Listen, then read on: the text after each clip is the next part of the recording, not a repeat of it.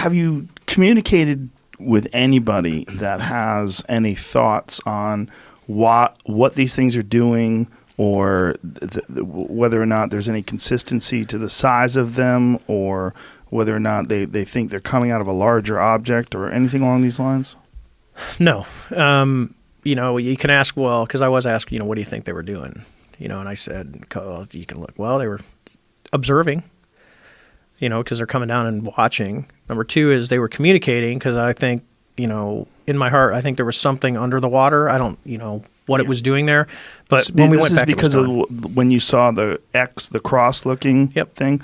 Explain that again. So the disturbance seemed to be in the shape of a cross? I describe it as it's about the size of a 737. So just think if you submerge the 737, pointing it to the east underwater by 10, 15 feet. So as these waves are coming across, when they hit that object, they're going to break on top, just like you would with a submerged, like a seamount.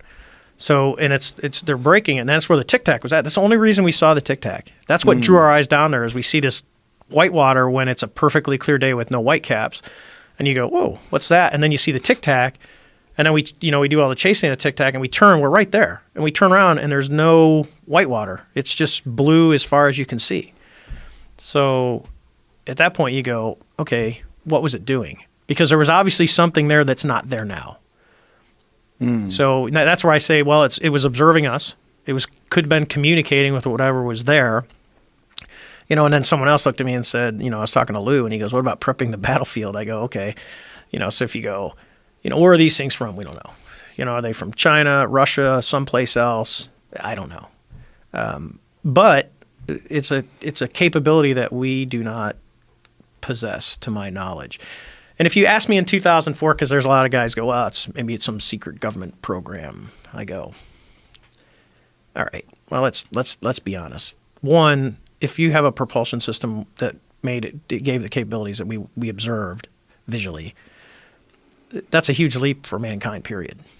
So you would say, it was, think about it. It's going to be 15 years next month that we saw this. I would like to think that, okay, maybe let's just say in 2004 it was something, somebody had this, some government had this, ours, whatever.